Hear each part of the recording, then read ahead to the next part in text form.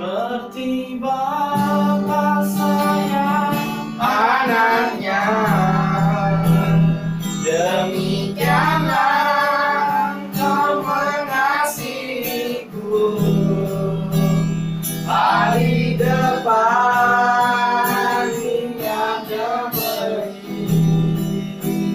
rancanganmu yang terbaik bagiku. Haleluya, seperti Bapa sayang kepada anak-anaknya. Salam, selamat jumpa kembali dalam channel ini. Dan saya percaya kita diberkati oleh Tuhan sampai dengan hari ini. Ya, tema kita pada pagi hari ini yaitu seperti Bapa sayang kepada anak-anaknya. Bapak Ibu, sebelum saya membagikan firman Tuhan, saya ingin memperkenalkan keluarga saya. Ya, ini istri saya, ya, cukup lebih pendek sedikit dari saya. Ya, saya percaya bahwa ini karena kemurahan Tuhan bagi kami sekeluarga. Ya, dan tadi adalah anak-anak saya. Yang pertama namanya Ari Asbanu, yang kedua Yehuda, dan yang ketiga anak Agung Yohanes Asbanu. Nah, pada pagi hari ini kita akan merenungkan firman Tuhan yang terdapat di dalam Mazmur 103 ayat 12 sampai dengan ayat yang ke-13. Ya, Bapak Ibu, saya percaya hari ini kita masih diberkati oleh Tuhan sehingga kita ada untuk memuliakan nama Tuhan, dan kita akan merenungkan firman Tuhan sebagai kekuatan dalam hidup kita. Yang terambil dalam Mazmur pasal 103 ayat 12 sampai ayat yang ke-13. Demikian firman Tuhan, seperti Bapa sayang kepada anak-anaknya, demikian Tuhan sayang kepada orang-orang yang takut akan Dia. Ayat 12, sejauh timur dari barat, demikian dijauhkannya daripada kita pelanggaran kita. Topik kita pagi ini yaitu seperti Bapa sayang kepada anak-anaknya. Sebagai seorang anak, dia punya hak secara otomatis untuk menikmati kasih sayang, untuk menikmati perlindungan daripada seorang ayah atau ada seorang bapak. Nah, demikian juga dengan kita sebagai anak-anak Allah. Kita punya hak otomatis untuk kita mendapatkan kasih sayang daripada Bapa kita. Dalam Injil Yohanes pasal 1 ayat 12 berkata bahwa setiap orang yang percaya kepada nama anak Allah, yaitu kepada Yesus, diberi kuasa menjadi anak-anak Allah. Bapak Ibu yang saya kasihi dalam Tuhan, seperti apa sih seorang Bapa? Seorang Bapa itu dia punya kasih yang luar biasa.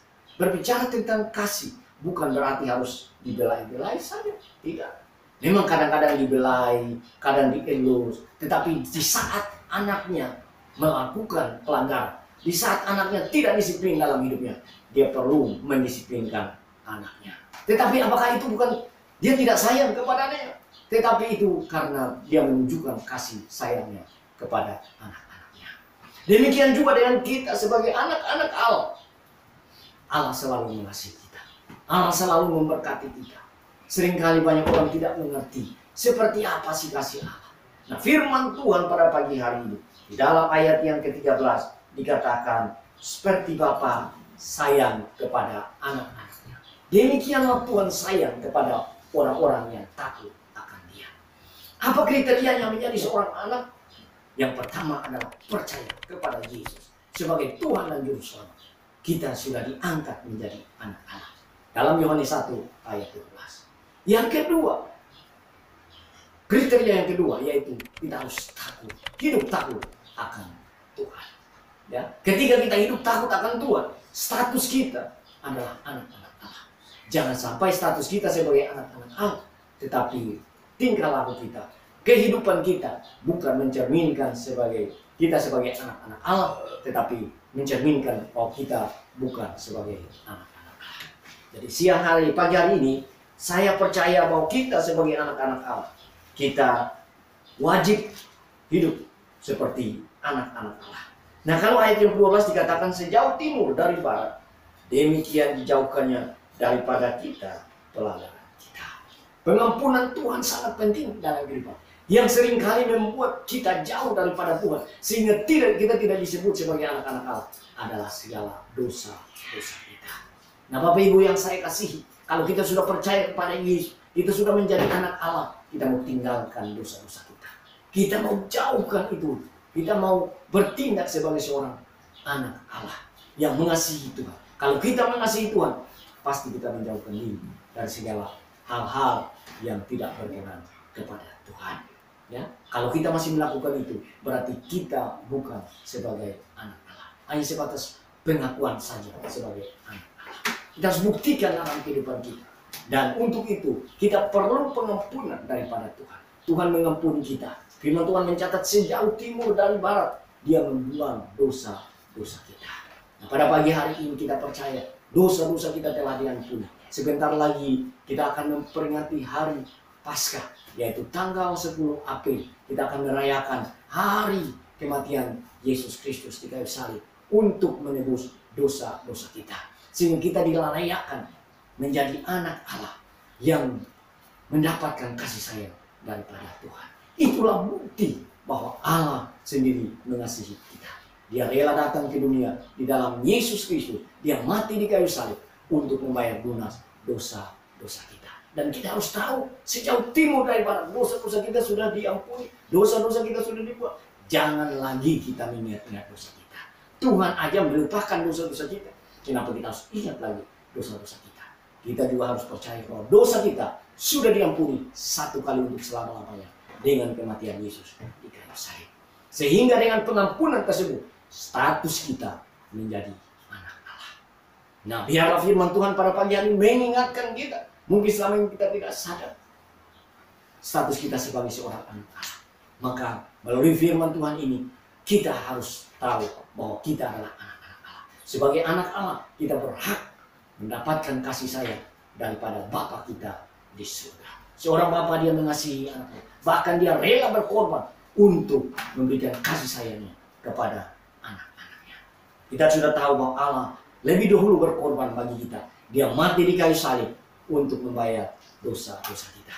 Bahkan di dalam 1 Korintus pasal 6 ayat 20 berkata, hidupmu telah dibayar lunas oleh darah Yesus. Untuk itu kita harus gunakan hidup kita untuk memuliakan Tuhan.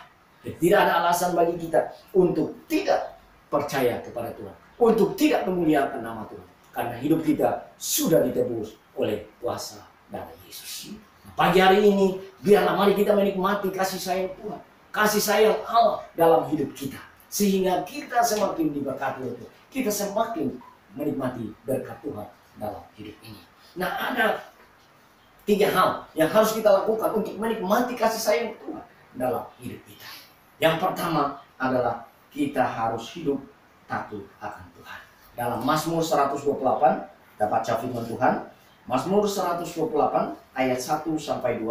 Demikian firman Tuhan berkata, berbahagialah setiap orang yang takut akan Tuhan, yang hidup menurut jalan yang ditunjukkannya.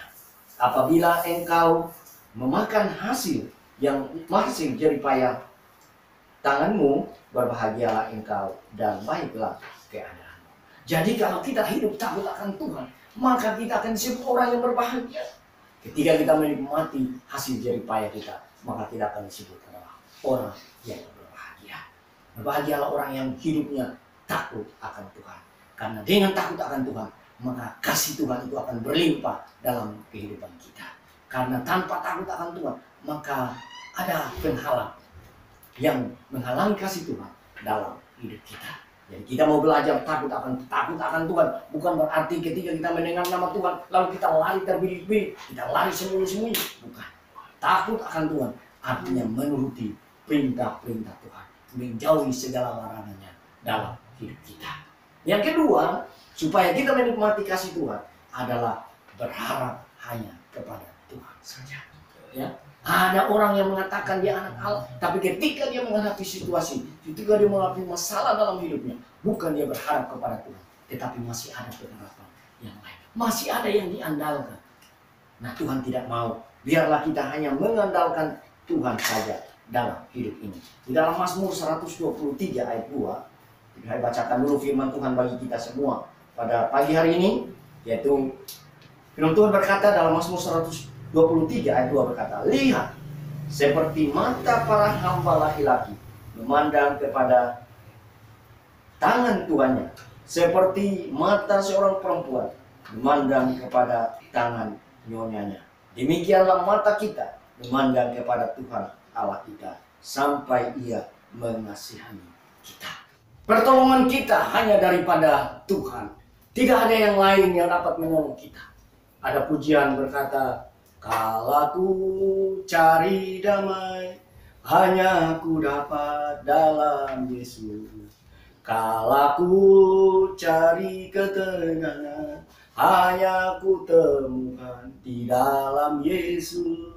Tak satu pun dapat menghiburku, tak seorang pun dapat menolongku. Hanya Yesus jawaban hidupku. Kita hanya berharap kepada Tuhan. Seperti mata seorang hamba yang memandang kepada Tuhannya. Demikian kita sebagai anak-anak Allah yang sudah diangkat, yang sudah ditebus oleh kuasa darah Yesus. Percayalah bahwa pertolongan Tuhan tidak pernah terlambat dalam hidup kita. Asalkan kita dengan sungguh-sungguh berharap kepadanya. Ingat, pengharapan kita kepada Yesus tidak pernah mengecewakan kita. Hal yang ketiga yang harus kita lakukan dalam kehidupan kita sebagai anak-anak Allah untuk mendapatkan kasih sayang daripada Bapa kita di surga adalah kita harus percaya bahwa Yesus itu ajaib dan hebat kuasanya bagi kita. Di dalam Efesus pasal 1 ayat 19 sampai 20 kita akan melihat kebenaran firman Tuhan. Efesus pasal 19 Efesus pasal 1 ayat 19 sampai ayat yang ke-20. Firman Tuhan berkata bahwa betapa hebatnya kuasa Tuhan bagi kita sebagai anak-anaknya. Ya, jadi kita harus percaya itu dan kita harus aminkan dalam hidup kita. Ayat 19 dikatakan, dan betapa hebat kuasanya bagi kita yang percaya, sesuai dengan kekuatan kuasanya yang dikerjakannya di dalam Kristus, dengan membangkitkan dia dari antara orang mati dan mendudukkan dia di sebelah kanannya di surga. Jadi kuasa Tuhan kita itu hebat, ajaib, dahsyat bagi kita. Nah, kita harus percaya itu. Seringkali banyak orang tidak mendapatkan pertolongan Tuhan karena dia tidak tahu bahwa Yesus itu ajaib, Yesus itu hebat, pertolongannya tepat pada waktunya dalam kehidupan kita. Jadi kita sebagai anak-anak harus tahu ini, harus berpegang pada janji firman Tuhan, sehingga kita tidak akan goyah, kita tidak akan takut, kita tidak akan khawatir menghadapi kehidupan ini. Memang saat-saat seperti ini banyak orang yang khawatir, banyak orang yang takut akan keselamatannya, akan kehidupannya. Tapi kita yang percaya kepada Yesus, ingat, kuasa Tuhan Yesus itu ajaib, dahsyat, hebat bagi kita. Ada pujian berkata, Yesus ajaib, Tuhanku ajaib, kasih-Nya ajaib bagiku. Yesus ajaib, Tuhanku ajaib, rahmat-Nya tetap selamanya. Jadi kita harus percaya bahwa kuasa Tuhan kita ajaib, dahsyat bagi kita. 3 hal ini harus kita lakukan supaya kita sebagai anak-anak Allah, kita bisa menikmati kasih sayang yang Tuhan sudah berikan bagi kita. Jadi ingat, yang pertama, hidup takut akan Tuhan. Yang kedua, hidup hanya berharap kepada Tuhan saja, tidak ada pengharapan yang lain. Dan yang ketiga, tahu bahwa Yesus kita hebat, Yesus kita ajaib, dahsyat kuasanya bagi kita. Jadi kita harus pegang ini, dan kalau kita pegang firman Tuhan ini, maka tenang aja, hidup kita dijamin oleh Tuhan. Karena Tuhan yang memanggil kita, menciptakan kita kembali, dan membuat kita menjadi anak-anaknya. Saya akan mengakhiri renungan ini dengan pujian Yesus ajaib, Yesus hebat bagi kita. Yesus ajaib, Tuhanku ajaib, kasih-Nya ajaib bagiku. Yesus ajaib, Tuhanku ajaib, rahmat-Nya kekal selamanya. tak berubah kasih-Nya. Setiap hari bertambah indahnya, biar bumi berlalu dan habislah ragaku, Yesusku ajaib bagiku. Yesus ajaib, Tuhanku ajaib, kasih-Nya ajaib bagiku. Yesus ajaib, Tuhanku ajaib, rahmat-Nya tetap selamanya. Kita berdoa. Bapa di surga, dalam nama Yesus, terpujilah nama-Mu di tempat yang maha tinggi. Kami tahu bahwa Engkau ajaib, Engkau dahsyat bagi kami Tuhan. Engkau mengangkat kami menjadi anak-anak-Mu yang dikasihi oleh Tuhan.